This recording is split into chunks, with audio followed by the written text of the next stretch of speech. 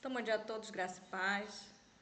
Hoje, continuando o nosso estudo do livro Desejado de Todas as Nações, estamos no capítulo 64 e tem como tema Um Povo Condenado.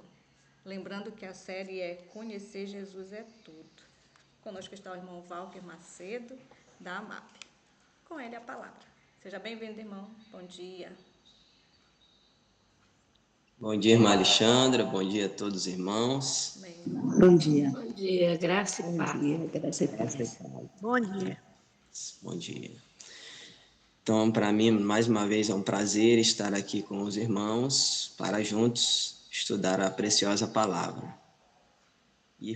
A irmã pegou um susto e eu também. O que acontece? Ontem eu dormi muito tarde. Dormi já foi quase 2 da manhã. nossa. E aí, coloquei o celular para despertar 4h40 e não escutei. Ainda bem que o outro celular despertou faltando 2 minutos para as 5. E já levantei dando um pulo, assim, pensando que já tinha terminado. Mas graças a Deus estamos aqui para estudarmos a preciosa palavra, tá? E que o Senhor Jesus possa nos impressionar com a sua bendita palavra. Para me dizer o motivo de eu dormir tarde, eu dei um problema no carro, o carro ficou próximo de casa e depois veio alguém para me socorrer. Aí, por isso, nós viemos de um velório. Eu quero até pedir oração pela família Barros. O irmão Raimundo Barros, aqui em São Luís, tem enfrentado uma barra muito grande, com a esposa doente, ele também doente, e agora um filho, a mulher enferma, o filho morre. Então, o irmão está passando por uma provação muito grande, e eu peço que os irmãos orem pelo irmão Raimundo Barros, aqui de São Luís do Maranhão. Tá bom? Então, irmãos, vamos estudar hoje sobre um povo condenado. Eu até, ao iniciar aqui o capítulo, fiquei analisando sobre a experiência dos judeus, né? O povo que era chamado povo de Deus, o povo que teve tantas bênçãos, tanta iluminação, que tiveram a presença de Jesus, mas que desperdiçaram a preciosa oportunidade, né? E olhando para nós também somos os israelitas espiritualmente falando, e temos também uma grande luz, uma grande verdade, e não podemos perder também esta oportunidade. Eu fico pensando também, o texto aqui, aliás, o capítulo, menciona sobre uma experiência que aconteceu do jardineiro ou do viticultor que pediu para alguém foi buscar fruto, não tinha fruto na árvore, e ele disse: olha, deixa eu preparar esta árvore, deixa eu cavar, vou colocar um esterco, eu vou cuidar dela este ano, deixa mais este ano. E aí, se ela não produzir frutos, então pode ser cortada. E é que toda essa experiência, todo esse tempo, toda essa preparação foi dado para Israel. E Israel perdeu de vista Jesus. Irmãos, nós corremos um risco muito grande de perder Cristo de vista. E aqui pode ser o fim da experiência de uma pessoa, perder Cristo de vista. A entrada triunfal de Jesus em Jerusalém foi um imperfeito símbolo da sua vinda nas nuvens do céu, com poder e glória, por entre as aclamações dos anjos e o regozijo dos santos. Cumprir-se-ão as palavras de Cristo aos fariseus: desde agora não me vereis mais, até que digais: bendito que vem em nome do Senhor. Na visão profética, Zacarias foi mostrado a Zacarias aquele dia de triunfo final. E ele viu também a condenação dos que, no primeiro advento, rejeitaram a Cristo. E olharão para mim, a quem traspassaram, e o prantearão como quem pranteia por um unigênito, e chorarão amargamente por ele, como se chora amargamente pelo primogênito. Esta cena anteviu Cristo quando contemplou a cidade e chorou sobre ela.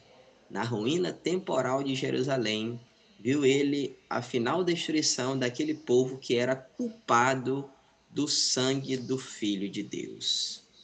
Então, a mensagem de hoje ela já começa trazendo esta informação, nos dando aqui a consequência da experiência de Israel como povo. Algumas pessoas lembram que Jesus chorou, inclusive lá na ressurreição de Lázaro, naquele período lá quando Lázaro morre e depois ressurge, né? Jesus ele chora. E muitas pessoas pensam que Jesus estava chorando por causa de Lázaro ou por causa de outra pessoa. Talvez sim, mas principalmente ele estava chorando por Jerusalém, por Israel, porque ele viu que tudo que foi feito, na verdade, não foi suficiente para aquela nação se salvar. Ele viu a destruição de Jerusalém. Jesus chorou porque aquelas pessoas não aceitaram Cristo em seu coração, não aceitaram a operação de Deus em suas vidas. Os discípulos notavam o ódio dos judeus para com Cristo, mas não viam ainda até onde ele os levaria. Não compreendiam ainda a verdadeira condição de Israel, nem entendiam a retribuição que estava impendente sobre Jerusalém. Isto lhes revelou Cristo mediante significativa lição prática. Jesus fez o apelo final para Jerusalém, mas esse apelo foi em vão. Os sacerdotes, eles tinham ouvido a voz profética do passado, mas a resposta foi: quem é este? Não aceitaram como sendo a voz da inspiração. Irados, confundidos, procuraram fazer silenciar o povo. Havia oficiais romanos entre a turba e os inimigos de Jesus.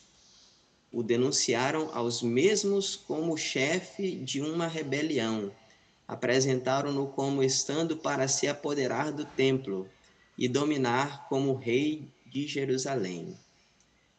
O fato de Jesus ter sobre um jumentinho fazer aquele percurso fez com que muitos pensassem que ele assumiria o trono, que ele, como um político, usurparia aquele trono. Afinal de contas, ele era o rei de Israel. Mas Jesus mostrou muito claro que o seu reino não era deste mundo. Mas as pessoas queriam que ele fosse ali um personagem da sociedade, um personagem político. Ficavam pensando que Jesus podia fazer algo diferente para o povo. Na verdade, ele já fazia muita coisa diferente em benefício do povo. A experiência aqui no livro diz que Jesus passou toda a noite em oração e pela manhã tornou a ir ao templo. E no caminho encontrou um figueiral. Vendo de longe uma figueira que tinha folhas, foi ver se nela acharia alguma coisa. E chegando a ela, não achou senão folhas, porque não era tempo de figos. Bem, irmãos, é interessante essa narração aqui de Marcos. Não era tempo de figos, mas Jesus foi ver se encontrava figos. Por que ele foi ver? Porque quando a figueira tem folhas, é sinal de que tem frutos. E aquela figueira não produziu frutos. Na verdade, não era a estação de figos, mas havia algumas figueiras que já estavam, alguns locais que já estavam produzindo. Então, Jesus não foi lá à toa, simplesmente por ir ou porque queria realmente amaldiçoar a figueira. Tudo tinha um plano, na verdade, um propósito. Mas ele tinha fome e, vendo aquela figueira cheia de folhas, ele então direcionou-se àquela árvore. E não havendo figos, Jesus ele pronunciou uma palavra, uma frase ou palavras duras sobre aquela árvore, coisa que chamou inclusive a atenção dos discípulos, que não ousaram falar nada para ele, porque ele era o mestre. Cristo proferiu uma maldição para que aquela árvore secasse. Nunca mais coma alguém fruto de ti, disse ele. E algo chamou a atenção ainda mais dos discípulos.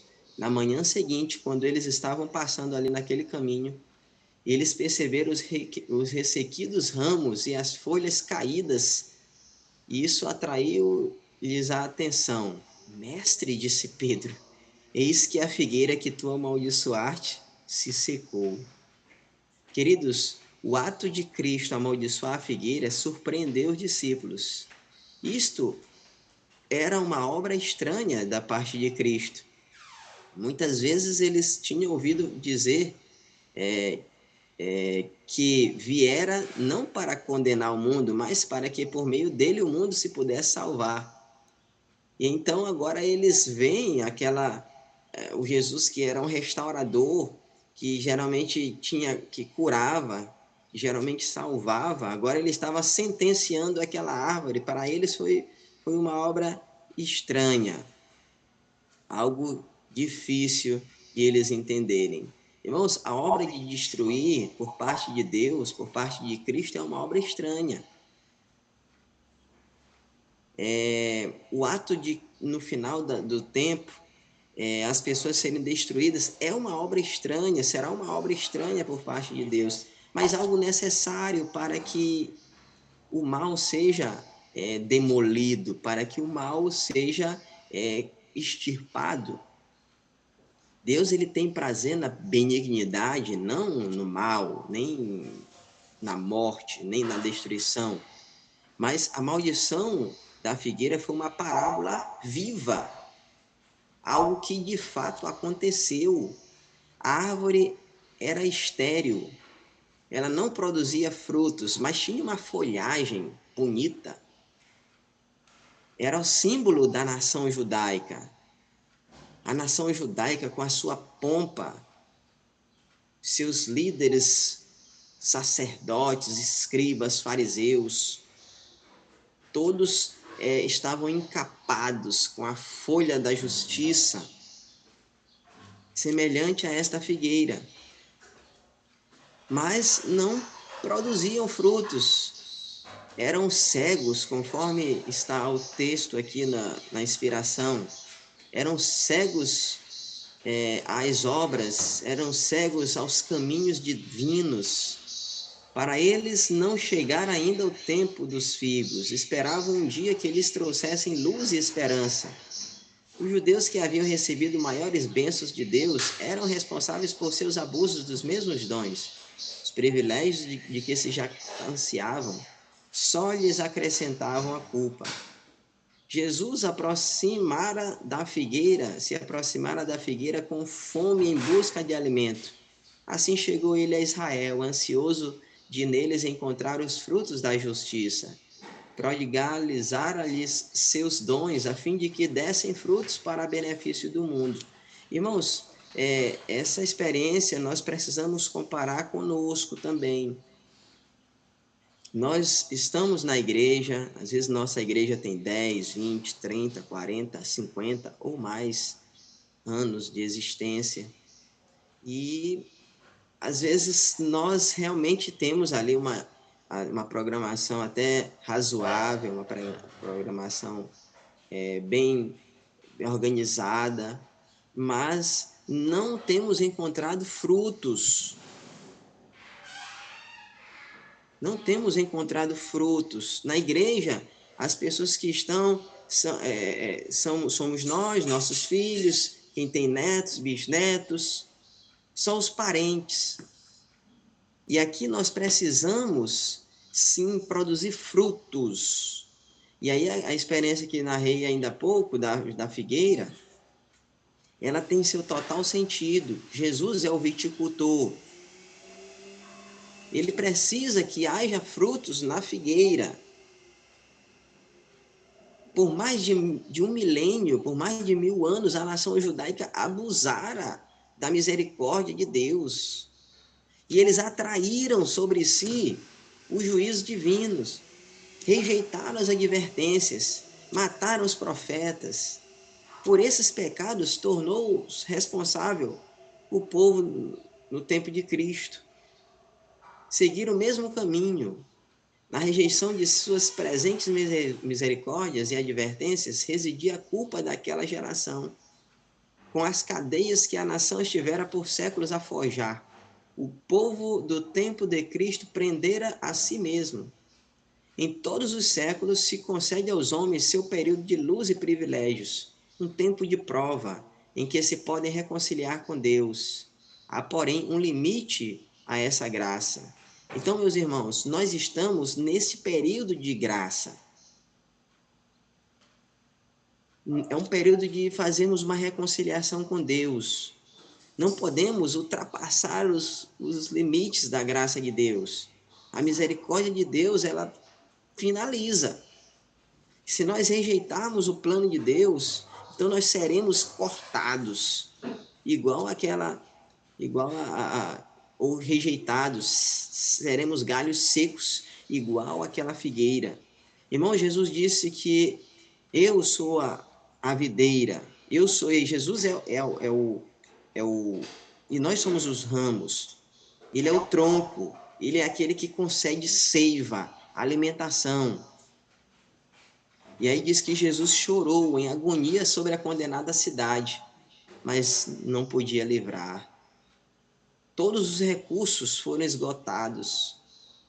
Eles rejeitaram o Espírito de Deus, rejeitaram o último e único meio de auxílio. Nenhum outro poder havia pelo qual pudesse ser libertado. Então chega um momento em que não tem mais o que se fazer. A nação judaica era um símbolo do povo de todos os séculos. Aqui é algo importante que nós precisamos pensar, precisamos ponderar, porque a nação judaica era um símbolo de todos os séculos, do povo de todos os séculos, que desdenha os rogos do infinito amor. As lágrimas de Cristo, ao chorar sobre Jerusalém, foram derramadas pelos pecados de todos os tempos. Nos juízos proferidos contra Israel, os que rejeitam as reprovações e advertências do Santo Espírito de Deus podem ler sua própria condenação. Então, meus queridos, nós estamos estudando aqui este livro precioso, desejado de todas as nações. Cristo é o desejado de todas as nações, mas Israel não considerava Cristo como desejado. Eles não quiseram compreender o plano de Deus enviar seu filho para salvar. Israel entrou em apostasia total. Tinha um preconceito forte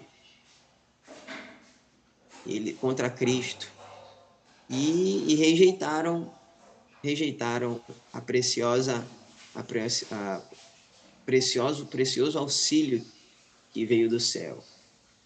Do alto do Olivete, Cristo contemplou o mundo em todos os séculos, e suas palavras são aplicáveis a toda alma que desdenha as súplicas da divina misericórdia. Desdenhador de seu amor, ele hoje se dirige a ti. És tu mesmo, que deves conhecer as coisas que pertencem à tua paz. Cristo está vertendo amargas lágrimas por ti, que não tens lágrimas para verter por ti mesmo. Já se manifesta em ti aquela fatal dureza de coração que destruiu os fariseus, e toda prova da graça divina, todo raio de divina luz, ou está abrandando e subjugando a alma, ou confirmando-a em sua desesperada impenitência. Irmãos, este aqui é um apelo para cada um de nós, e é um apelo forte, quando chama-nos de desdenhadores do amor de Deus. Muitos estamos desdenhando da graça de Deus. Irmãos, ainda há chance. O viticultor disse: deixa este ano até que eu escave, até que eu tenha um cuidado maior. Irmãos, quem sabe nós estamos aqui, nós estamos nesse tempo de graça. E Cristo, ele previu que Jerusalém permaneceria endurecida e impenitente. Entretanto, toda a culpa, todas as consequências da rejeitada misericórdia jaziam-lhe à própria porta. Assim se dará com toda a alma que segue a mesma orientação.